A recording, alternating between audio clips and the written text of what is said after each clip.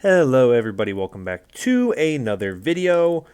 Last week we got the announcement about the Overwatch League playoffs and the grand finals, all the details about it, where it's going to take place, the kind of format for it, all that type of stuff. So I want to do a video today kind of talking about it, explaining it if you are a little confused by it, anything like that, to try to help hopefully explain and give my thoughts on the format in general, because it's been a little bit controversial. There's been a lot of kind of takeaways on it, and I think it's going to be interesting just to kind of talk about it and see what you all think about it as well after I kind of talk about it a bit. So, as you can see here, the Overwatch League playoffs for 2023 will be happening in Toronto, Canada, from the ATVI Athletic Center.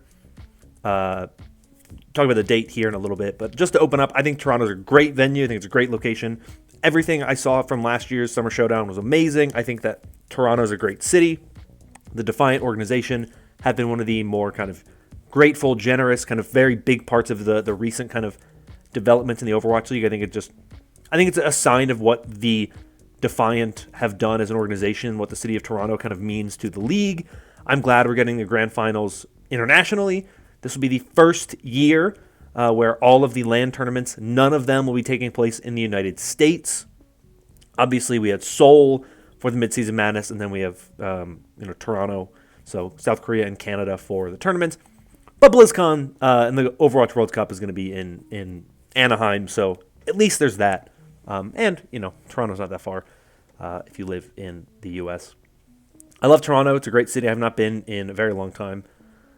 If my memory serves me correctly, it's been about 15 years since I was last in Toronto, Canada. So I would love to go back at some point, but I don't think now is that time. But let's go and let's talk about the postseason details here, and then we'll kind of go into stuff like the brackets and the format. So, as you can see here, the time has come to crown the next Overwatch League champions live in Toronto, Canada.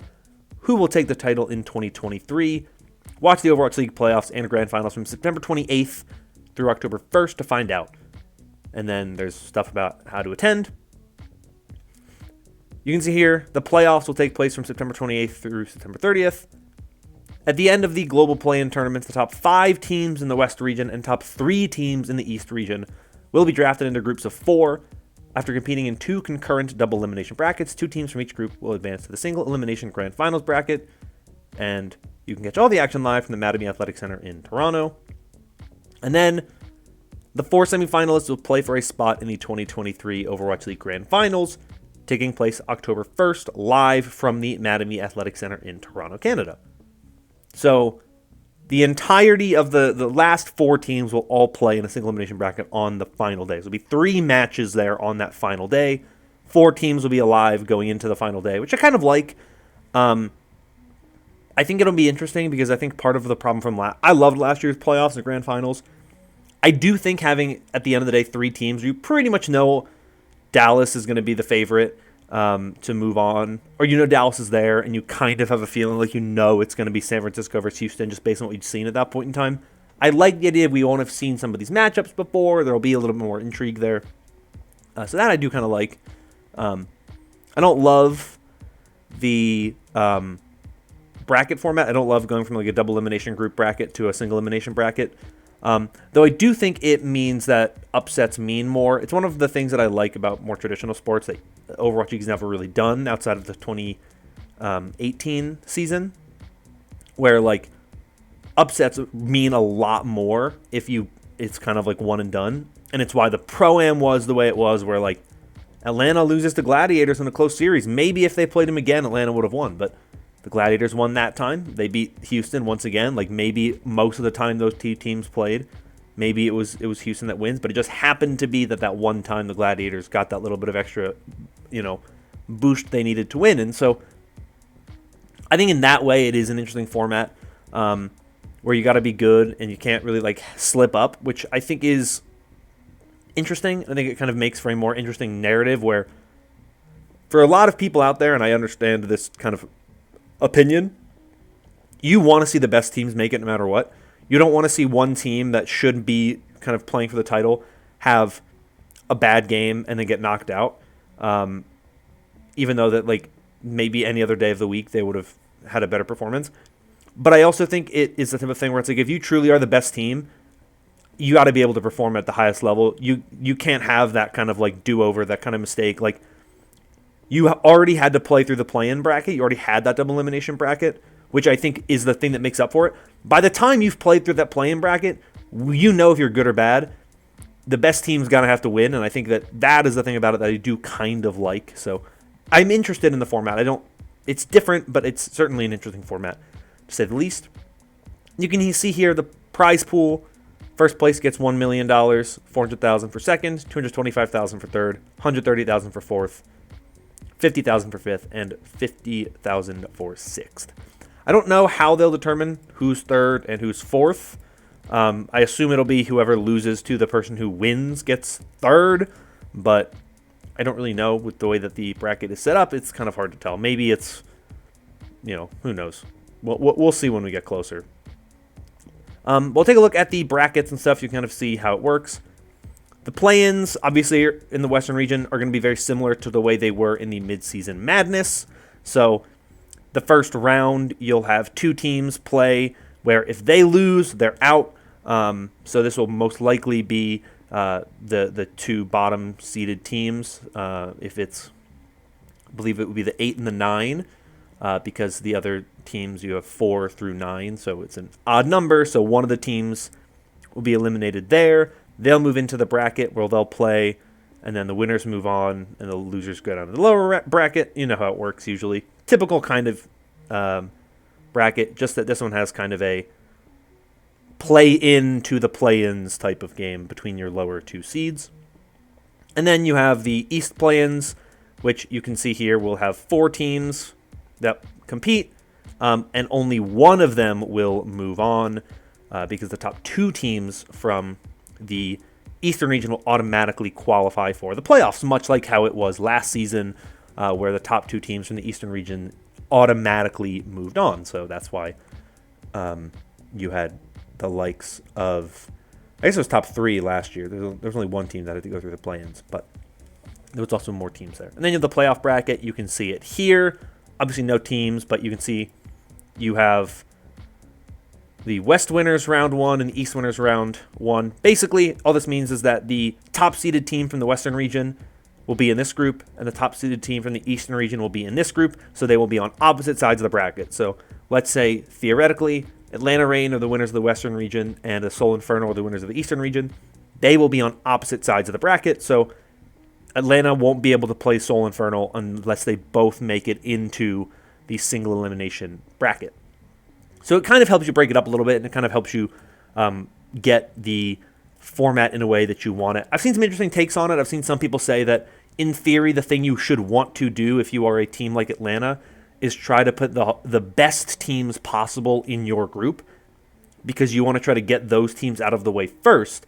Because once you get to that single elimination bracket, if the teams that are left are all weaker, just out the gate, your chances of winning are a little bit higher if you can ensure that only one of, say, Houston, Florida, and Boston can move on, right? If you think those are the other 3 teams that can challenge you the best. If you put yourselves in a group with all of them, 2 of them guaranteed won't move on. If you are still the best team and you can move on, you can guarantee that only one of those teams moves on. So there is a bit of gamification of the system for sure, but we'll see what happens when we get there. And then you have the finals where it's just single elimination.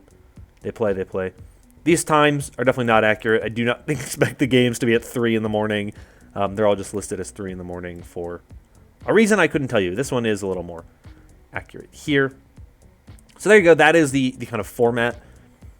It doesn't say it in the About section how the play-ins will be done. Like, it doesn't say necessarily that that's how they're determining it. But if we go to the standings page and we go down to the bottom, it'll kind of show you how things work down here. But playoff qualifications will be based on performance in the spring and summer qualifiers for the Western region. So what that means is that the top 3 teams from the Western region at the end of the summer qualifiers will automatically advance to the playoffs. Much like how in the Midseason Madness, the Atlanta Reign and Houston Outlaws, for finishing top 2, automatically got a trip to South Korea. They didn't have to play in through the play-ins. Much like how that is the system in place there, That is how it'll work here, but this time it is the top 3 teams. So if the season were to end today, the Atlanta Reign, Florida Mayhem, and Boston Uprising would all automatically lock up a spot in the playoffs, while the next teams, the 4 through, I guess it's either 4 through 9 or 4 through 10. I think it might be actually 4 through 10, though that number is a little odd. Those would be the teams that would be competing in the play-in tournament. So Houston, New York, Toronto, Washington, Gladiator, Shock. And I think that it's the 10. Maybe it's the 11, but I think it's the 10. Let me see. Does it say? That's not what I want. Does it say for the play-ins? No, it really doesn't, because they just don't have much information on that. So I think, if memory serves me correctly, it will be based on that group. But like I said, you look at the brackets, you would imagine that this is the 4, and I don't know. Numbers are confusing me. Anyway, we'll figure that out as we go. But like I said, so the Western region, the qualification is based on your overall record in qualifiers. So the games that we're playing now, right, are the ones that matter the most, right? So the Atlanta Reign are 10-0. They haven't lost a game yet in the regular season. They haven't lost a game other than in the Pro-Am. So they're the best team in the league right now, the best team in the world right now. They're doing very, very well. And so they are the team that, if you look at what they've done so far this season, they, of course, are moving on. The Eastern region is very different because the playoff qualification is based on how you perform in the knockouts of the spring and summer stages. So, obviously, that is the 2 brackets that we saw in the Midseason Madness, right? To get into the Midseason Madness, there was the qualification bracket. Those are 2 different ones, Bracket A and Bracket B. Soul Infernal won one, Hung Just Park won the other. So that is how it's determined who moves on. It's based on how you perform in both of those. So it's not based necessarily on record, though record does play into it. It's based on your average finish in those 2 brackets. So as you can see here, the way that they are ranked is based on their average finish, and so far they've only had 1 tournament, so all of their average finishes is just a single number. So the Soul Infernal and Hung Just Spark both won their groups, so they, with an average finish of 1, right, have that, and all of them, they won all of their games as well, so they finish with that 100% win rate, 10-3 on maps, so that's where they are. Then Dreamers and Dallas both finished second. Dreamers with a slightly better win percentage, so they are the team in third, and Dallas in fourth, and then so on and so on. So it's based on their average finish in those qualifiers, in those knockouts, not in the regular season.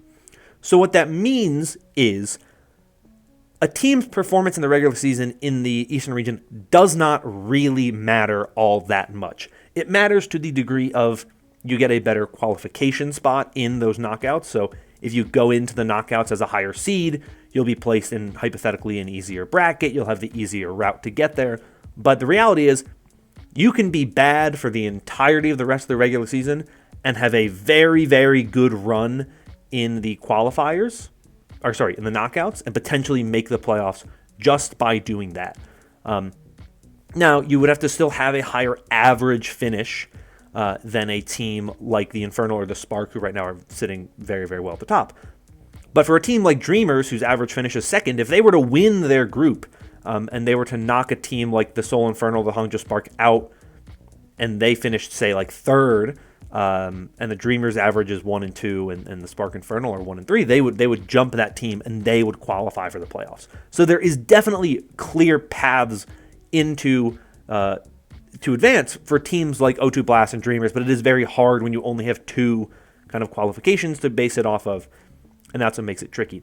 And the other thing on top of that is that, as you can see here, the contenders teams, the 6 contenders teams, are eligible to qualify through the spring and summer knockouts, but they are not eligible to qualify through the play-ins, because only the Overwatch League teams will be able to play in the Eastern Region play-in tournament, which is, of course, going to be the bottom 4 teams in the group. So right now, Soul Infernal, Hung Just Spark, top 2 teams in the Eastern Region, they would automatically qualify for the playoffs.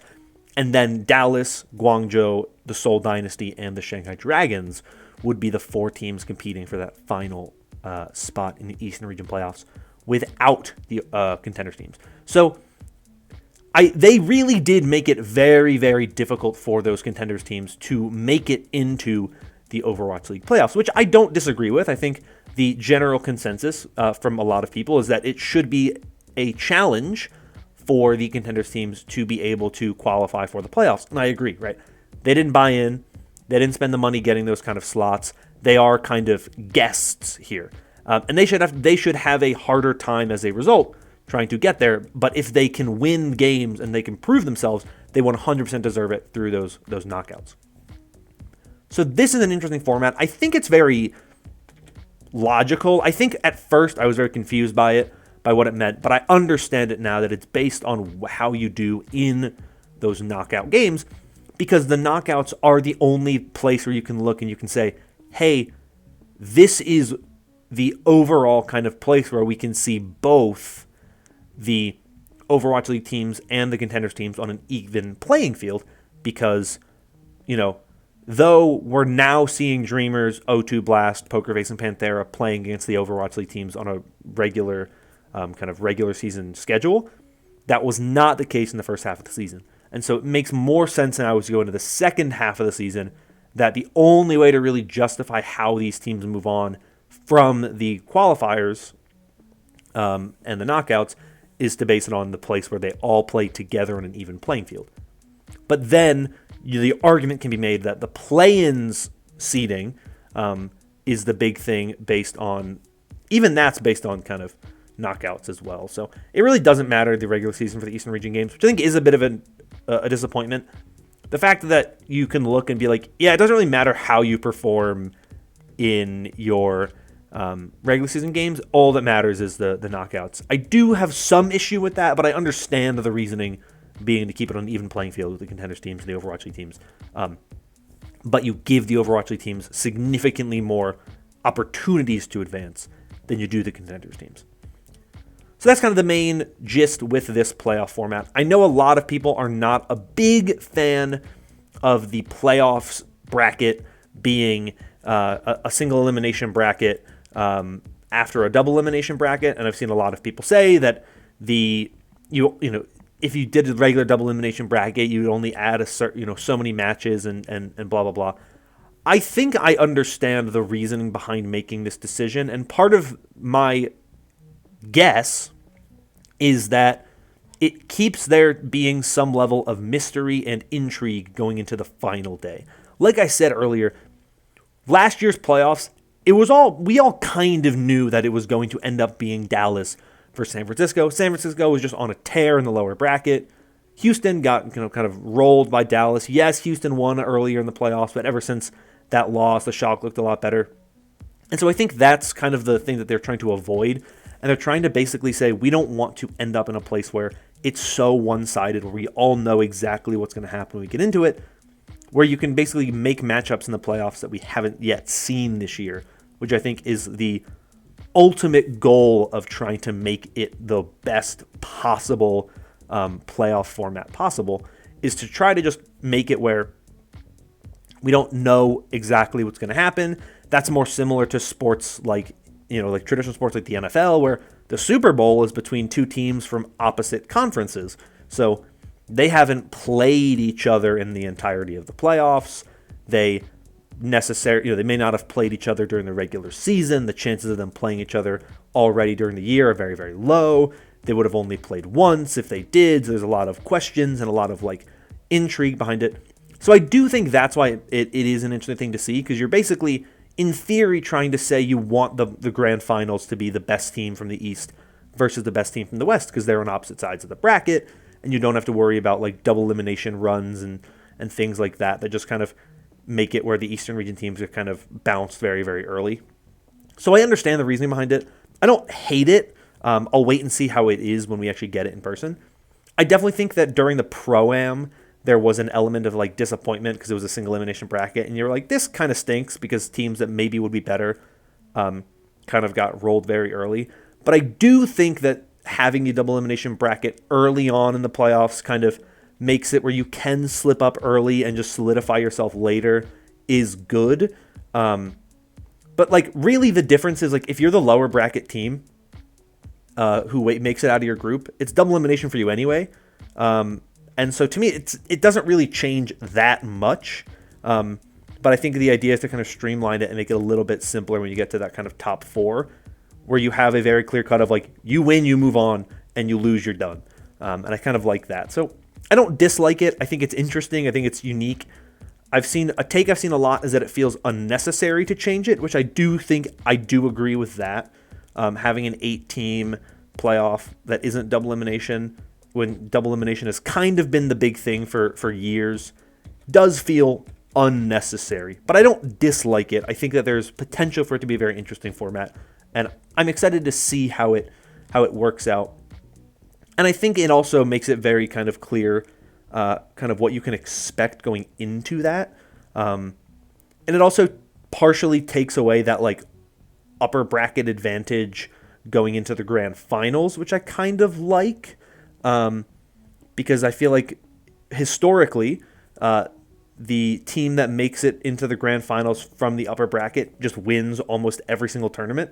And I kind of like this idea of trying to take that away a bit to try to make the grand finals a bit more of an even playing field, because they've been last year was the exception. And I think a lot of people are going to look to last year's grand finals and be like, this is why I don't need to mess with the format. Look at this grand finals. It was so good. It gave us one of the best matches in Overwatch League history. Why do you want to change something that works? But the reality is, most of the time, it doesn't really work for an exciting finals. When you usually are getting a rematch and the team that won the first time around wins the second time around. Doesn't always happen. It does a lot of the time. The times where the upper bracket winner loses, it's not very common. It does not happen nearly as often as we think it might. Mid-season madness, the best team through the upper bracket was the Atlanta Reign. They won playoffs last year. Dallas Fuel won the upper bracket. They won. Close series, but they won. Summer Showdown last year in, I believe, both regions. The team that won the upper bracket won the thing. Mid-season madness last year, the exception where the Shock won the upper bracket but lost in the finals to the Gladiators. And then you also have I believe last year the Dynasty did not win the Eastern region kickoff clash, but they won the whole tournament. And then in the Western region, once again, Gladiators won the upper bracket and won the tournament there. So I kind of understand the reasoning. I'll be interested to see how it works, but I think that generally speaking, the format was good as it was. And I just think that doing a group stage, only 8 teams, feels kind of weird. But that's really just my thoughts on this matchup. Let me know your thoughts in the comments down below. Like I said, I'd love to have a conversation with all of you about this one, because it's an interesting change, and this could be one of the biggest grand finals we've ever had. It'll be interesting to kind of see how the format holds up to some of the formats that have been pre-established before. So, like I said, let me know your thoughts on it in the comments down below. But that is going to be all for me for today. Hope you all enjoyed this video. If you did and want more like it in the future, consider liking and subscribing, as your support does help out a bunch of the channel. That's going to be all for me for today. I hope you're all staying safe and staying healthy. And until next time, bye-bye.